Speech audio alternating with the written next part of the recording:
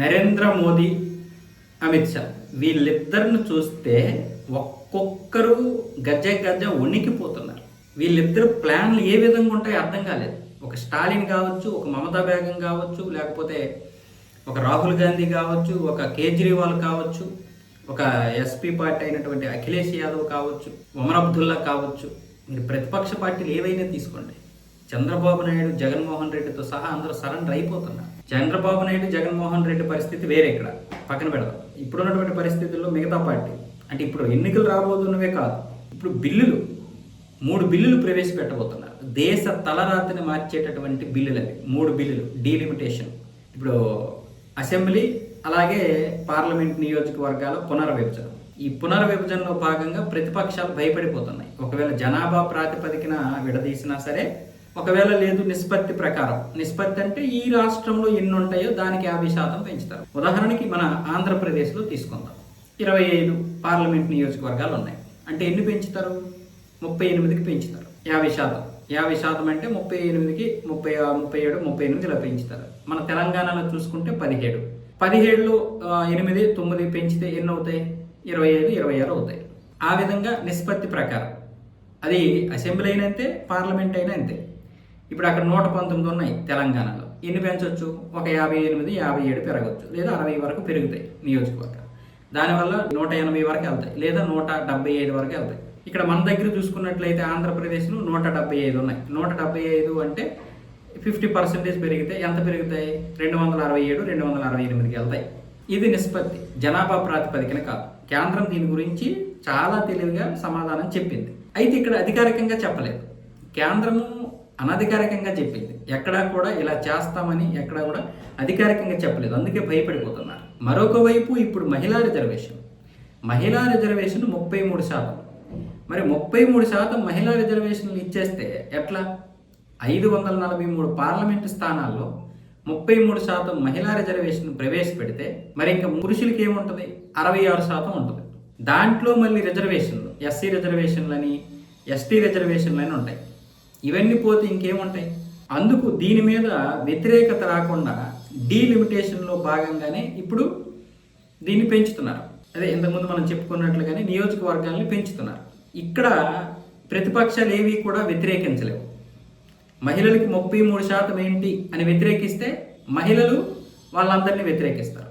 అప్పుడు వాళ్ళే చెప్తారు, బీజేపీ వాళ్ళే చెప్తారు, మీకు రిజర్వేషన్ ఇవ్వడం ఈ పార్టీలకు ఇష్టం లేదని చెప్తారు. అప్పుడేమవుద్ది? మహిళలందరూ ఈ పార్టీల్ని వ్యతిరేకించే అవకాశాలు ఉంటాయి. కాబట్టి పార్టీలకి ఏం చేయాలో అర్థం కాని పరిస్థితి. ఆటోమేటిక్గా అవి ఎగరడానికి లేదు. వాటిని ఆ విధంగా నొక్కేశారు. అమిత్ షా కావచ్చు, నరేంద్ర మోదీ కావచ్చు, వాళ్ళ ప్లాన్ ఎవరికి అర్థం కాదు. ఇప్పుడు వీళ్ళు ఏమంటారు? మీకు ఎక్కడ కూడా పురుషుల యొక్క ఇది తగ్గదు. 543 స్థానాల్లో 33% అంటే 180 స్థానాలు మహిళలకే వెళ్ళిపోతాయి. ఇంకా అందులో మిగిలేవేముంటాయి? కాబట్టి ఖచ్చితంగా అది అన్యాయమే జరుగుతుంది పురుషులకి. కానీ ఇప్పుడేంటి? పునర్విభజనలో భాగంగా పెంచుతున్నారు, 850కి పెంచుతున్నారు. అప్పుడు 280 స్థానాలు మహిళలకి వెళ్ళిపోయినా కూడా ఇంకా మిగిలినటువంటి 580 మిగులుతున్నాయి. అంటే ఇంకా పెరుగుతున్నాయి, పురుషులకి ఇంకా పెరిగే అవకాశాలు ఉన్నాయి. ఇంతకుముందు అంటే 580 ఉన్నాయంటే ఇంకొక 40 స్థానాలు పెరుగుతున్నట్లే పాతదానికంటే. ఈ లెక్కను చూసుకున్నట్లయితే ఇంకెవరు వ్యతిరేకిస్తారు? ఇది ఒక మాస్టర్ ప్లాన్. ఒక జటిలమైనటువంటి సమస్యకి ఒక సున్నితమైనటువంటి సమస్యని జోడించి దాన్ని పరిష్కరించడంలో నరేంద్ర మోదీ, అమిత్ షా తర్వాతే ఎవరైనా. ఇప్పటి వరకు ఈ జోడీకి ఎదురు లేదు. దేన్ని ఏ విధంగా ఎలా కొట్టాలో, ఎలా పాస్ చేయాలో, ఎలా ముందుకు తీసుకెళ్లాలో, ఎవరిని ఎక్కడ పడుకోబెట్టాలో, కూర్చోబెట్టాలో, నిల్చోబెట్టాలో వాళ్ళకి తెలుసు. ఈ దేశం కోసం పాటుపడుతున్నటువంటి వాళ్ళు మొదటి స్థానంలో ఉంటారు. మీరు ఏమైనా అనుకోండి, వాళ్ళకి రాజకీయ యావ ఎక్కువ, పదవుల్లో ఉండాలని యావ ఎక్కువ, పదవుల్లో ఉండడం కోసమే ఏదైనా చేస్తున్నారు అని మీరు అనుకుంటే అనుకోవచ్చు, లేదా ఇతరులు అనుకుంటే అనుకోవచ్చు. ఆస్తులు కూడగట్టేయాలి కాబట్టి ఇన్ని రోజులు పదవులు ఉన్నారు అనుకుంటే అనుకోవచ్చు. ఒకవేళ వాళ్ళు పార్టీని నిలబెట్టుకోవడం కోసం 20% కష్టపడితే, పదవుల కోసం 20% కష్టపడితే, ఈ దేశం కోసం 60% కష్టపడుతున్న ఎలాంటి సందేహం లేదు. నేనైతే 90% వాళ్ళు దేశం కోసమే కష్టపడుతున్నారు. నరేంద్ర మోదీ గారిని ఈరోజు చూసుకున్నట్లయితే ఈ దేశంలో రేపు పొద్దున్న బీజేపీ ఉండొచ్చు, ఉండకపోవచ్చు, కానీ బీజేపీ లాంటి పార్టీ అవసరం ఉండకూడదు అనే దీంతోటే కష్టపడుతున్నారు. బీజేపీ ఉంటే మంచిదే, కాదనలేదు, కానీ ఏ పార్టీ శాశ్వతంగా వందల సంవత్సరాలు ఉండదు కదా. కాంగ్రెస్ పార్టీని మనం భరించాం, ఎందుకంటే అజ్ఞానంతో భరించాం. జ్ఞానం లేక కాదు, అజ్ఞానంతో భరించాం.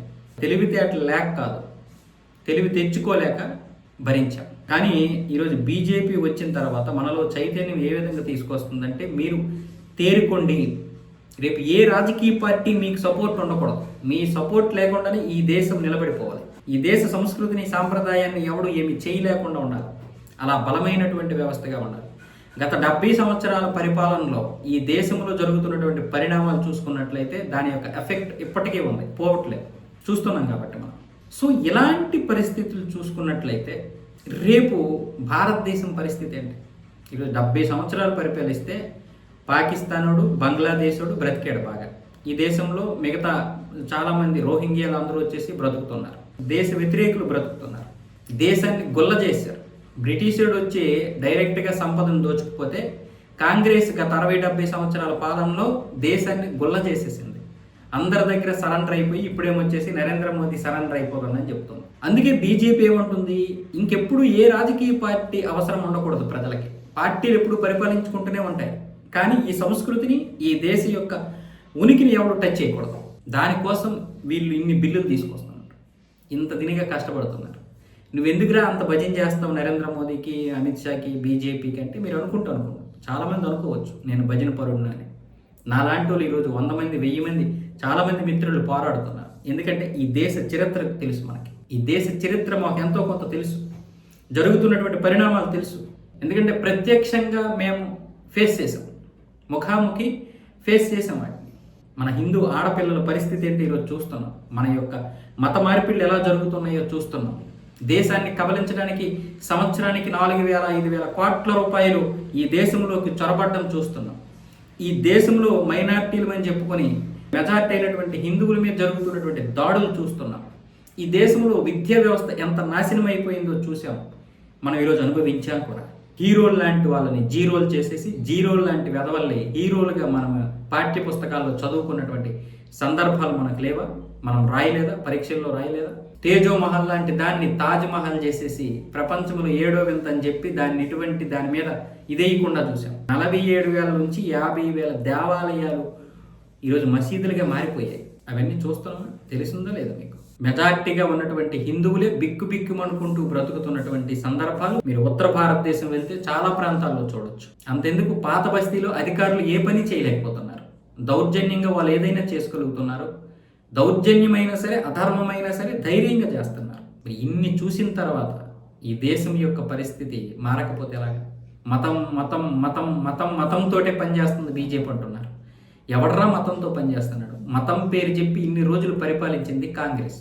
మతం పేరు చెప్పి ఇన్ని రోజులు పరిపాలిస్తున్నాయి ఈ ప్రాంతీయ పార్టీ. ఓటు బ్యాంక్ వల్ల ఓటు బ్యాంక్ని మీరు పెంపొందించుకోవడం కోసం వ్యవస్థను నాశనం చేసినటువంటి ప్రాంతీయ పార్టీలు ఈరోజు ప్రతి రాష్ట్రానికి 2-3 ఉన్నాయి. దానికి నిమ్మకి నీరెత్తినట్లుగా హిందువులు అలా చూస్తూ ఉండిపోతున్నారు. మన విద్యా వ్యవస్థలు నాశనం అయిపోతున్నాయి, ఆరోగ్య వ్యవస్థ నాశనం అయిపోతుంది. ఫ్రీ పథకాలు తప్ప ఏమీ పట్టడం లేదు మనకి, మన ఉనికే లేకుండా పోతుంది. అలాంటి వాటికి ఈరోజు చెక్ పెడుతుంది బీజేపీ ఎంతో కొంత. మనం చెయ్యాల్సింది ఏంటంటే సపోర్ట్. ఎవడో విమర్శిస్తున్నాడు కదా, ఎవడో నెగిటివ్ టాక్ తీసుకొస్తున్నాడు కదా, దాన్ని మనం మళ్ళీ నిజమేనేమో అనుకొని భ్రమపడి మళ్ళీ వాడికి మనం సపోర్ట్ చేయడం అనేదే దౌర్భాగ్యం.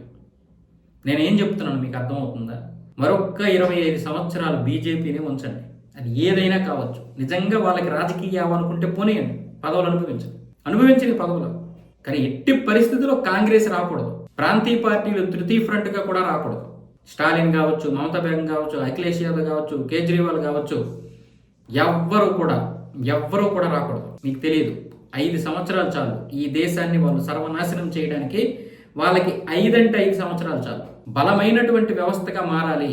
ఎవడొచ్చినా ఏం పీకలేడు, ఏం చెయ్యలేడు అంటే మరొక 25 సంవత్సరాలు 2047 వరకు కూడా బీజేపీ ఉండాలి. నేను ఈరోజు చెప్తున్నాను, ఖచ్చితంగా ఉండాలి. మీరు అనుకుంటున్నారేమో వీళ్ళు పదవుల కోసం ఏదైనా గడ్డి తింటారో, ఈవీఎంలు మోసం చేస్తున్నారు. ఏరా ఈవీఎంలు ఇప్పుడే మోసం చేస్తున్నారు వాళ్ళు. ఈవీఎంలతోటే కదా కాంగ్రెస్ గెలిచింది గత 10 సంవత్సరాలు. గత అంటే 2004 నుంచి 2014 వరకు ఈవీఎంలు తెచ్చింది రాజీవ్ గాంధీ హయాంలోనే కదా. సంజయ్ గాంధీ ఉన్నప్పుడు లేకపోతే తర్వాత రాజీవ్ గాంధీ హయాంలోనే వచ్చాయి ఈవీఎంలు. తర్వాత రకరకాల ప్రాంతాల్లో వాటిని ప్రయోగించారు. ఫుల్ ఫ్లెడ్జ్డ్గా వచ్చింది మాత్రం 2004లో అన్ని రాష్ట్రాల్లో కూడా అదే పెట్టారు. అప్పుడు 2 దఫాలుగా గెలిచారు. దాని గురించి ఎందుకు అప్పుడు మాట్లాడటం లేదు? నేను చెప్పిన నిజాలు 1% కూడా ఉండవు. 0.00000000001% ఉంటాయి. దారుణాలు జరిగాయి. దారుణాది దారుణాలు. మన మహిళల్ని మానభంగాలు బ్రిటిష్ వాడు మాత్రమే కాదు, మనం విడిపోయిన తర్వాత ఎంత దారుణమైనటువంటి విభజన చేశారో మీకు తెలుసా? ఈరోజు పాకిస్తాన్లో హిందువులు ఎలా బ్రతుకుతున్నారు, మన దేశంలో ముస్లింలు ఎలా బ్రతుకుతున్నారు, బంగ్లాదేశ్లో హిందువులు ఎలా బ్రతుకుతున్నారు ఒకసారి ఆలోచించుకోండి. ఒక్కసారి థింక్ చేయండి చాలు.